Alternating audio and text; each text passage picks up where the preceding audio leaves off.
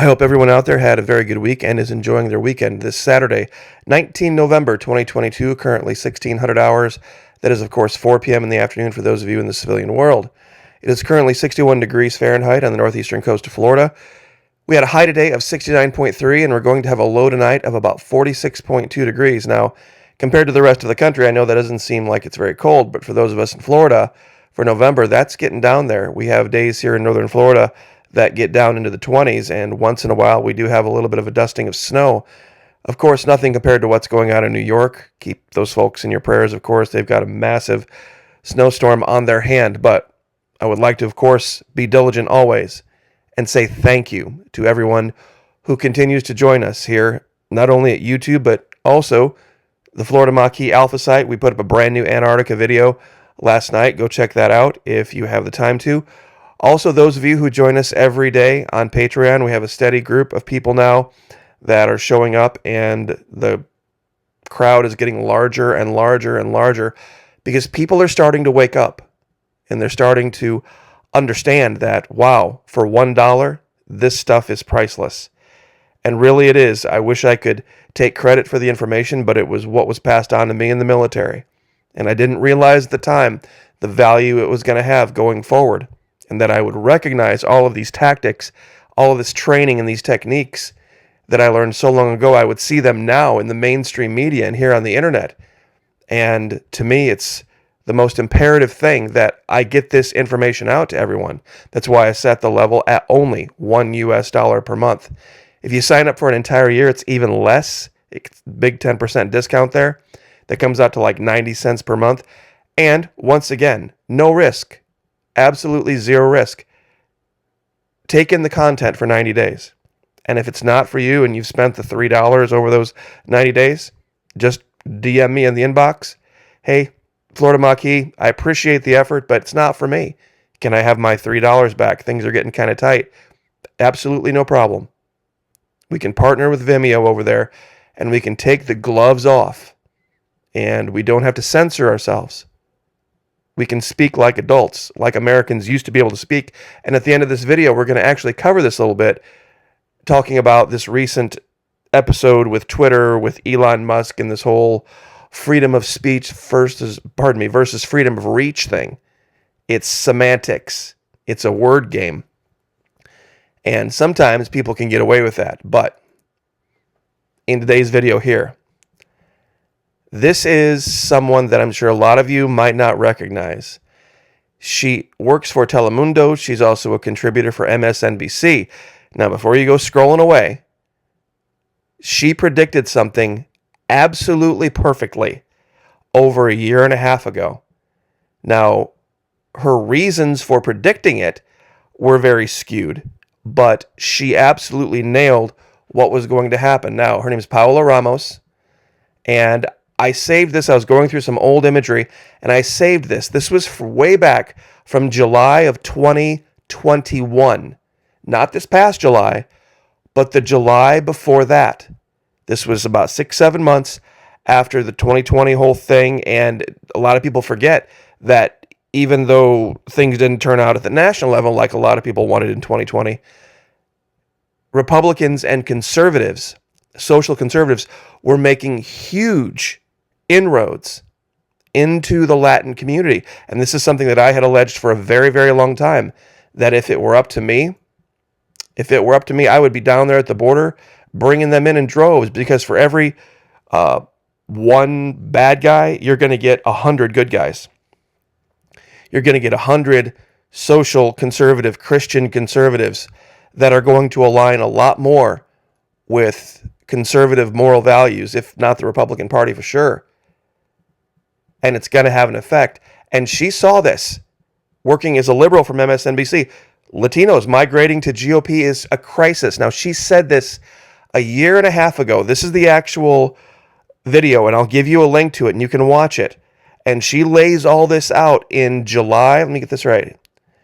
July 5th, 2021.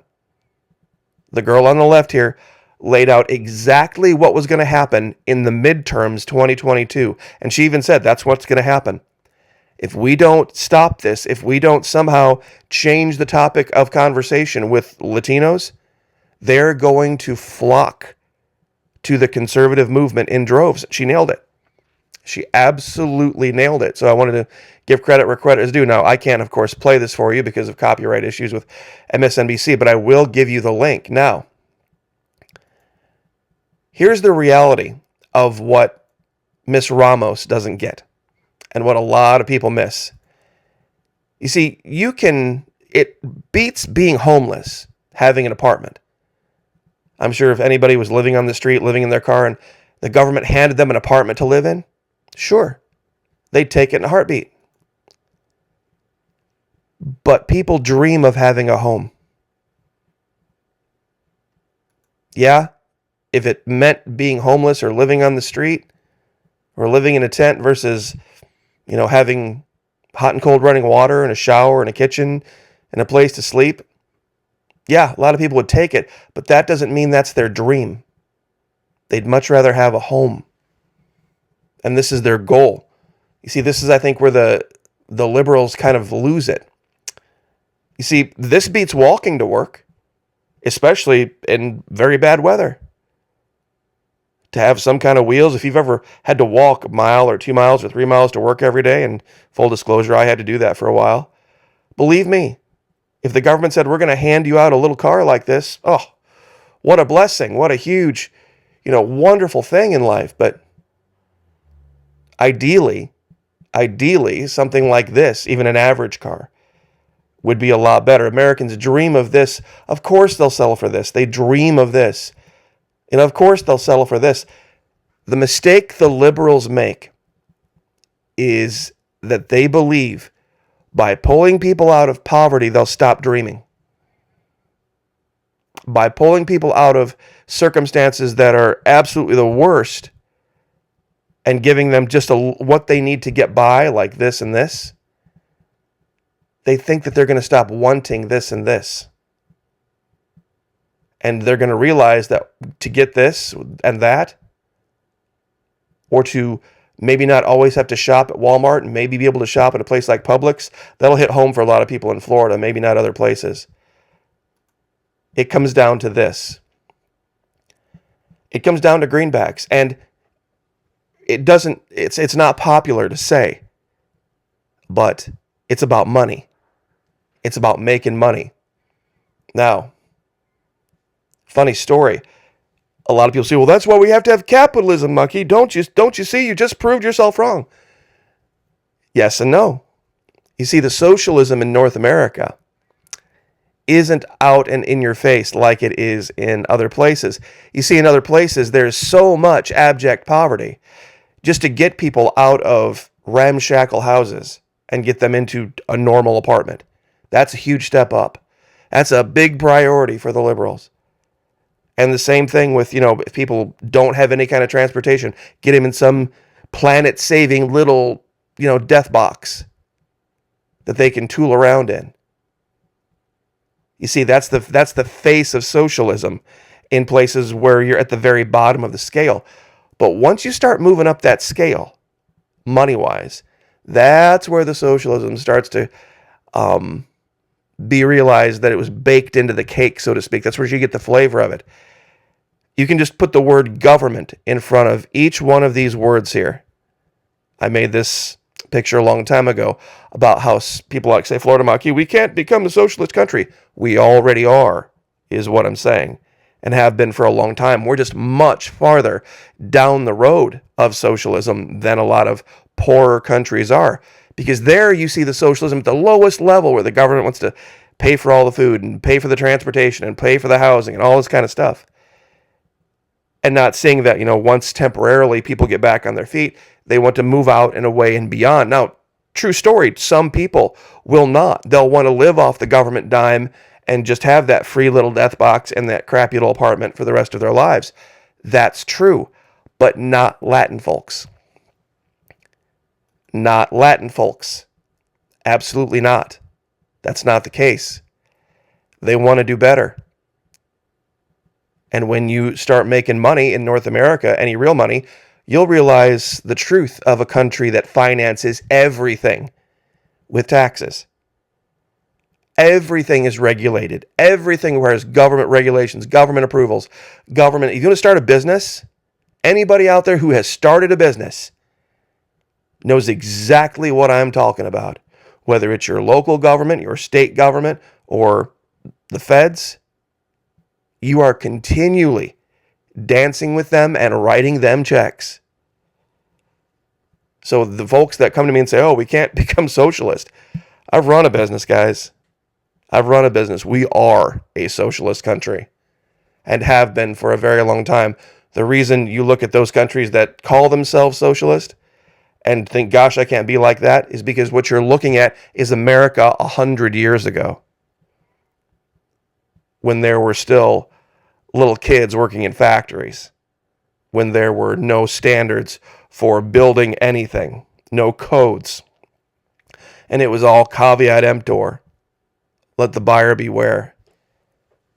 You see, the reason Latinos want to shop at Publix and they want to not drive this, they want to drive this, and they want to live like this, is because of this. This is what Paola Ramos also doesn't get and doesn't understand about her own culture. Full disclosure, Paola Ramos, the girl we started talking about, works for MSNBC, was born in Miami, and her mother and father is Jorge Ramos, by the way, the giant news guy from Mexico. But she was raised by her mother in Spain, mother being from Cuba. The Latin culture, I don't care where, Cuba, South America, Guatemala, they have a very distinct set of priorities that God is number one. That alone will preclude them from voting in any real numbers for Democrats. All you have to do is show them where the Democrat Party voted God out of their platform. Just show them that. I'm sure a lot of them aren't aware that that was the case. For them, it is God, it is family and country. Now, they haven't forgotten where family comes from.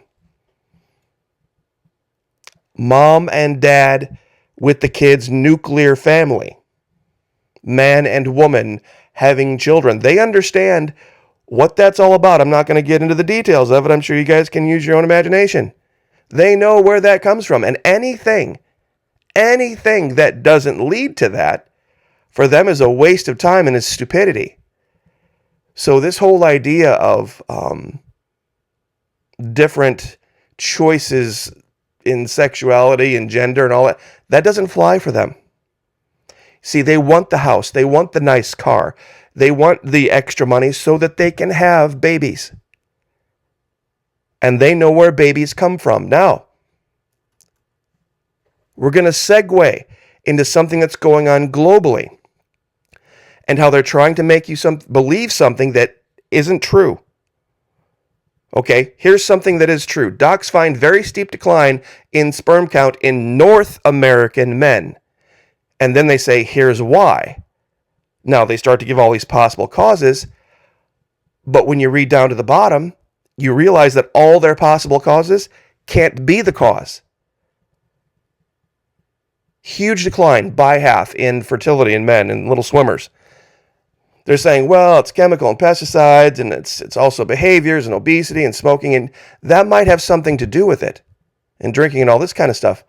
But they're talking about men, specifically men, in North America and Europe.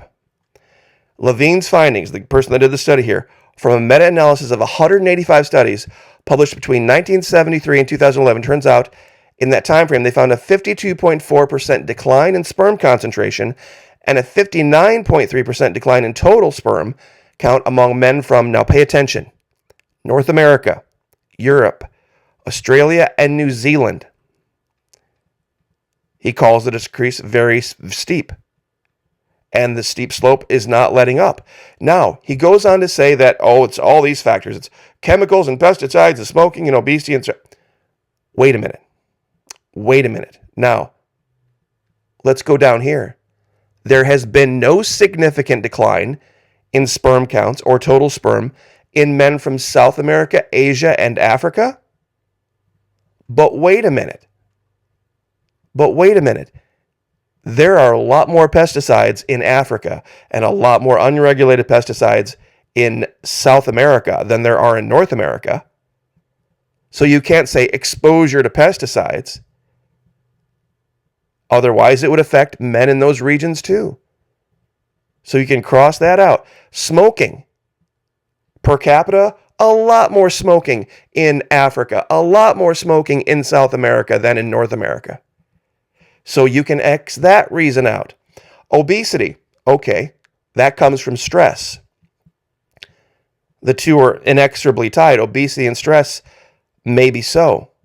Maybe that's the case. But what's causing that? What's causing that now? Keep that in mind. BBC.com. The year later, remarkable decline in fertility rates.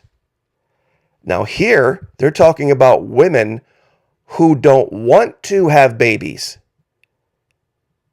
They're talking about not women who want to have babies or couples that are trying to get pregnant and not being able to, which is what you would think from the sperm counts. Here, 3 articles, why I never want babies. I'm not having children because I want to save the planet. All these reasons why women are choosing to not have kids. Meaning, if she doesn't want to have kids, I don't care how high your sperm rates are. If a woman doesn't want to have kids, guess what? Now, look at this article from Bulgaria, from Europe. Single women offered unusual companion. A male figure with teddy's head has been created for those in need of a cuddle during long, lonely nights. You see, this is something that would fly in Europe and probably North America. But in South America and Africa, no. Absolutely not. Because women in South America and Africa and other places in the world, South Hemisphere, know that this is counterproductive. Now, I know we're going through a lot of different articles here, but it leads to one final point about North American values and what we believe Christian values are and what actual Christian values are. And that goes all the way back to why we got here right now, that we have this huge influx of Christian conservatives in Miami-Dade County, in Texas, and in Arizona that are flipping elections. U.S. policymakers have one last chance to avoid a recession. Find the 1.5 million women, North American women, who vanished from our workforce. Are they staying home and having babies? Clearly not. What happened to the 1.5 million women who left the workforce in the last 2 years in North America that are no longer technically getting paid on the books? Yep. That's right. I know you're like, oh, that can't possibly be. Go look at the numbers.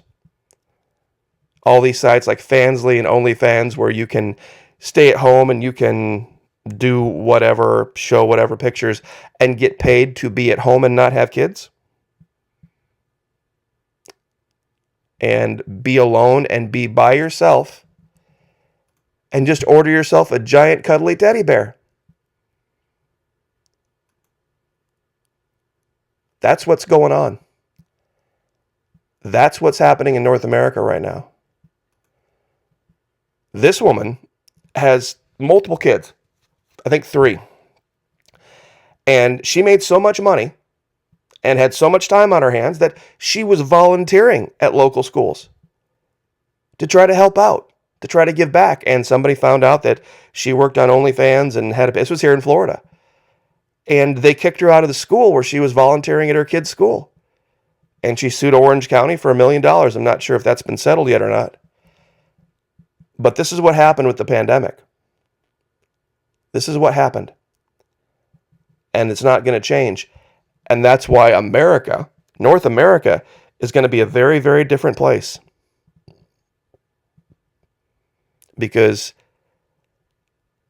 I'm just going to come out and say it right now. In the 1970s, In the 1970s, feminism started.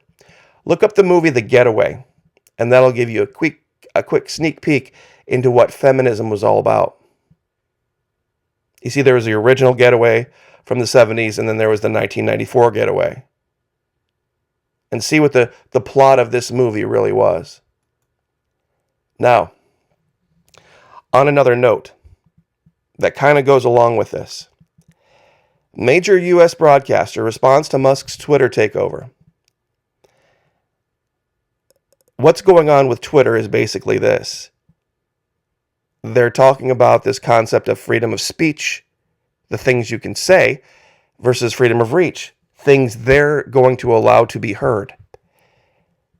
And unless you specifically go look for a specific person to listen to them, they're going to do everything they can to keep whatever you say, if they disagree with it, from being heard. And that comes from the billionaire. Freedom of speech, but not freedom of reach. Negative hate tweets will be max deboosted and demonetized, so no ads or other revenue to Twitter. You won't find any tweets, but here's the key on this. Twitter has been used as a political hammer. Twitter has been used to influence people and their beliefs.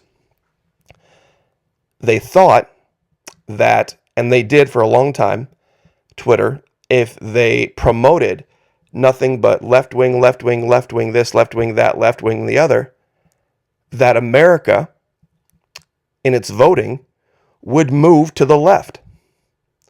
It hasn't. It hasn't, and that's the key. Especially in a huge state like Florida. This is what they don't want you to see. You see, they can talk about saving the Senate, or, they can talk about, what happened with Carrie Lake or Lauren Boebert. Lauren Boebert in Colorado, a blue state, was attacked viciously and viscerally for years, and she won. And she still won. I mean, they absolutely just destroyed that girl on social media. I'm not saying she's made all wonderful, fantastic decisions in her life, but that she still won, and that Miami-Dade County went red. You see, they went all hands on deck against Governor DeSantis since 2020. It was full court press down here. Even with the full court press from the left-wing media demonizing all of Florida, you would think, well, for sure, they would have just held ground. They lost ground. They lost ground in huge ways. And now without Twitter, it's looking like Twitter is just going to go the way of Gab and Parler and all the other crappy social media sites. What are they going to do? What are they going to do? You see, she doesn't get that many people don't vote based on what they see or hear on social media. Many people don't vote based on what their favorite Twitter people believe or don't believe. A huge portion of people don't. And as you get older, and as America is getting older and getting more conservative, this girl's 35. She's not exactly some, tweenie that's just ignorant. She's 35 years old. And it's very strange to see her have such a myopic misunderstanding of her own culture. I mean, she saw what was coming and what was happening. Her strategy for stopping it, though, was absolutely idiotic. Engage in conversations to try to change people's minds. You're not going to change their culture. Their minds are made up by what they believe based on their culture. And her coming from that culture, she should have known this. Especially with a mother from Cuba.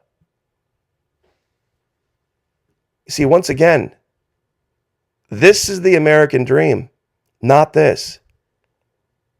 Sure, this is better than being homeless. But this isn't what people want. It's better than walking, but they're not going to stay there.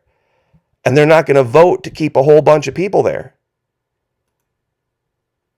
And if people had their choice, and this is kind of a Florida thing, but I'll say it again, nobody would want to shop at Walmart, China Mart, basically. Publix, a little pricier, but the experience, way better. And if you watch the sales, actually pretty close sometimes. This is the difference. Yes, Walmart's wonderful. Yes, government handouts for things that you can't do for yourself at the moment. Fantastic, wonderful. But that's not the goal. That is not the goal. That is not the dream, whether you're a Latino, wherever you're from. You want to have what you have be yours and not just be living on the bottom rung. I mean, being on the ladder is, not something that a lot of people even see themselves as having achieved yet. But it's not capitalism that'll get you there. I mean, you have to have free market elements for sure. But without these lanes, you can think of each of these as a lane. Without these lanes to keep business in, can you imagine? Just go back and look at America in the 1900s, 1895 to 1915. You wouldn't have wanted to be anything other than an absolute, hyper wealthy millionaire, billionaire, somebody attached to him. Everybody else is just trash. And that's what led to the giant collapse and having to rebuild and reconstruction and all that kind of stuff. So anyway, I will leave it there. $1. If you could join us over at Patreon, that'd be great. It would help me out so much. Have a great weekend. God bless. Like, share, subscribe. We'll see you guys next time.